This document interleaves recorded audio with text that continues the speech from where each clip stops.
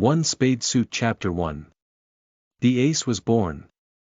You are listening at FameTV.info.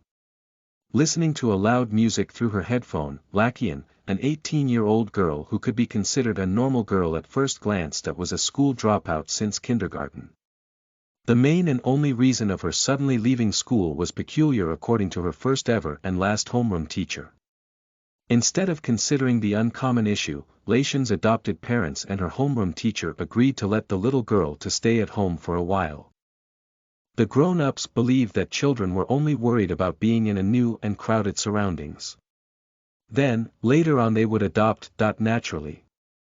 For Lakian, her parents expected that after a week or maybe even a month, she would go back to school, but it took the whole school year for Lakian in remaining inside the house. She would demand for another day, and it became a habit to just stay inside the house no matter what her parents tried to do to encourage her to socialize and communicate with others. Her parents gave up, and so was Lakian for a long time ago. Her adopted parents ended up returning Lakian to the orphanage, though the process was hard and quite a hassle. Maybe they didn't love her, maybe they got tired of understanding her, or maybe they just never wanted a daughter like her. A month later, after Lakian was sadly sent back to the orphanage, her former adopted parents found a new daughter. The girl's name was Angel. Just like her name, the girl looked so innocent and cheerful. As Lakian witnessed that lonely scenario, Angel being escorted towards the family van with her new parents, Lakian felt abandoned and rejected. That was a very long time ago. Sitting on the 7th step out of the 36 steps of a safety skywalk in the city, Lakian watched the numerous vehicles passing by the highways. 20 meters from where she was located, there stood a bus stop sign. The sun was healthy glowing, which made the large buildings around the city create dark shades. People would come on and off the bus as the vehicles stop.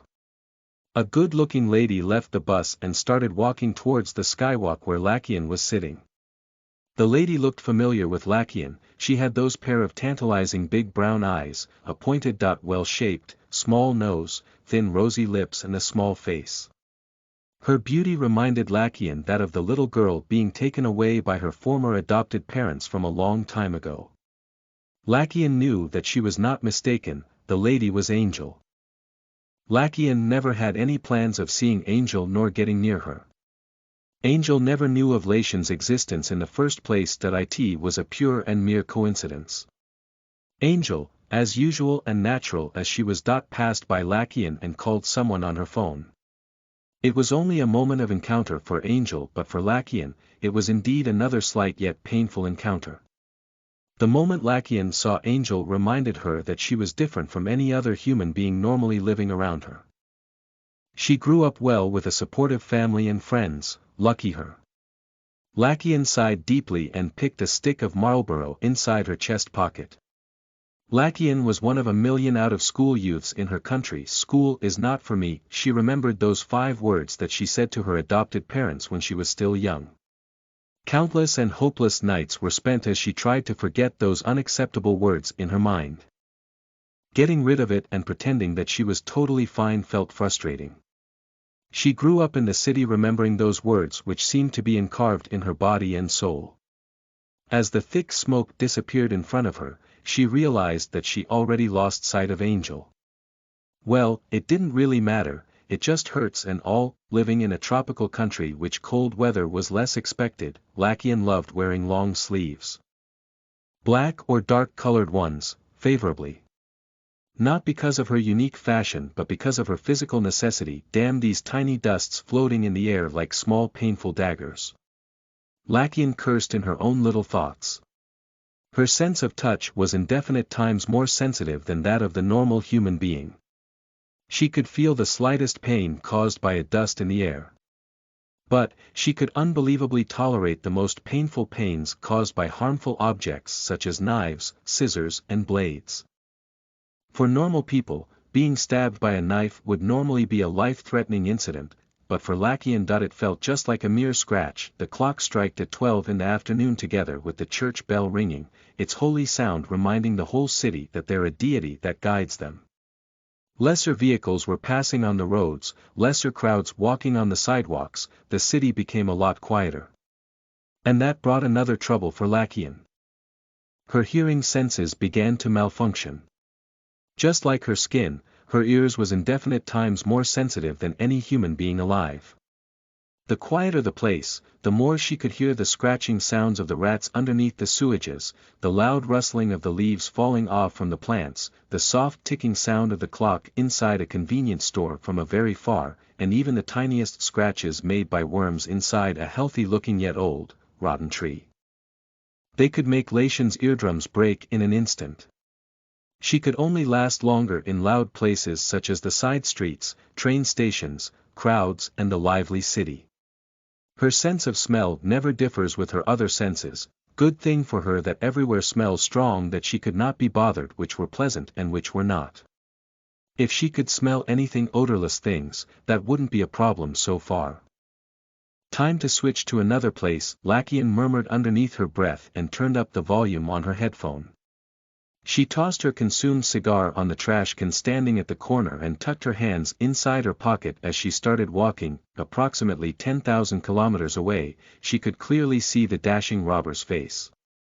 Lakian chuckled as she detected that the escaping guy would obviously head towards her location after a few minutes of running. From afar Lucian could already hear the owner of the bag, shouting the phrases repeatedly. "A thief! There's a thief! Somebody! He took my bag! Please!" Clutching the cloth of her jeans, Lakian wore her black sunglasses and closed her eyes. She continued walking as she could still see the way despite with her eyelids closed.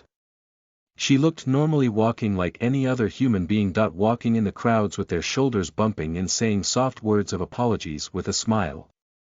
Lakian remained closing her eyes with the music still playing like loud thunder traveling through her ear canals.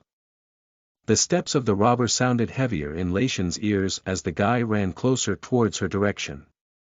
The music could no longer be identified, its tiresome living being different every single day, Lakian thought and sighed. Out of the way.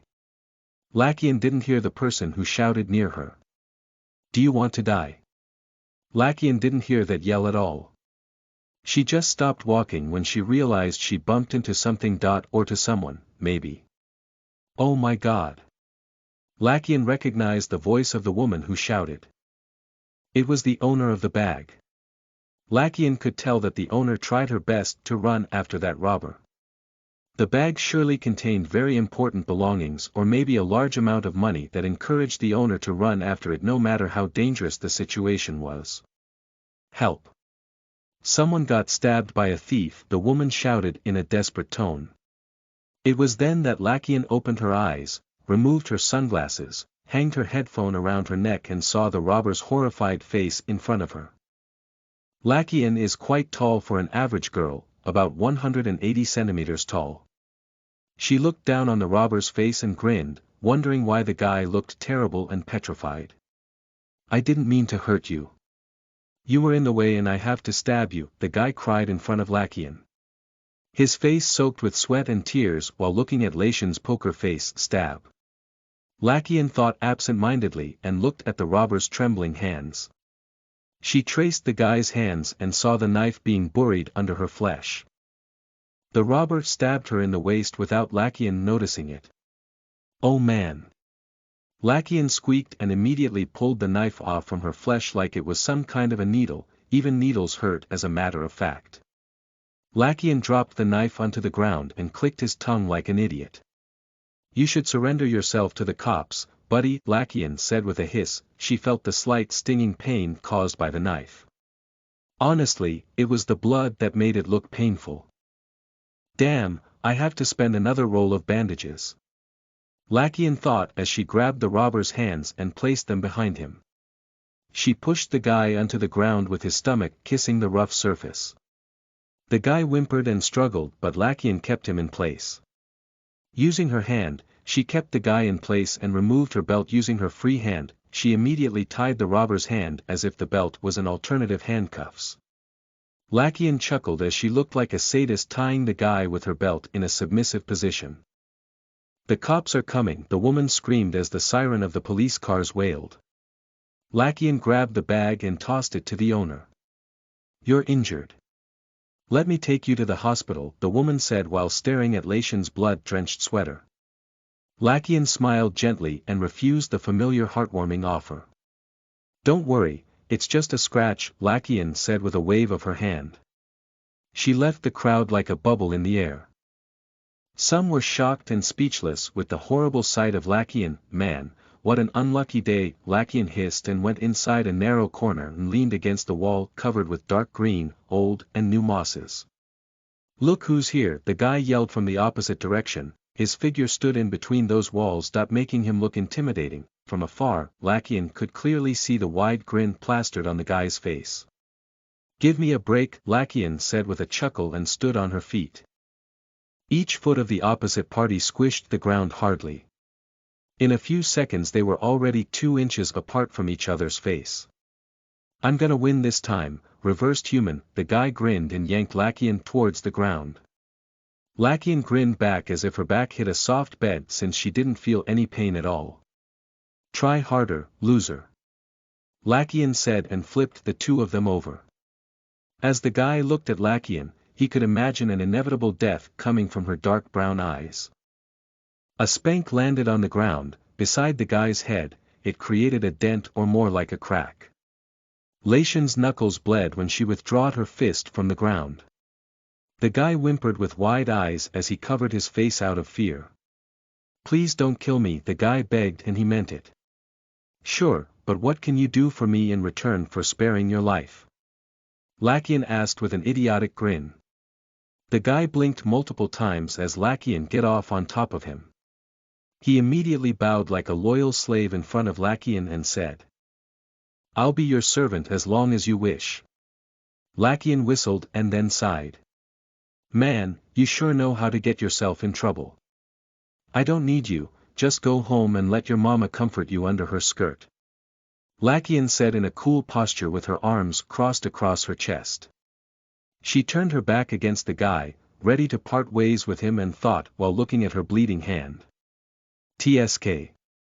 A really big roll of bandages will be needed. I promise I will be useful around you, the guy with black hair and a handsome yet clumsy face swore. Man, you better study harder than hang out with people like me. Lakian said and tucked her hands inside her pocket. I know who you are, Lakian. The girl born with indefinite times greater senses. Please be my master and help me get into the taekwondo club in our school, the guy pleaded with all his might like an idiot.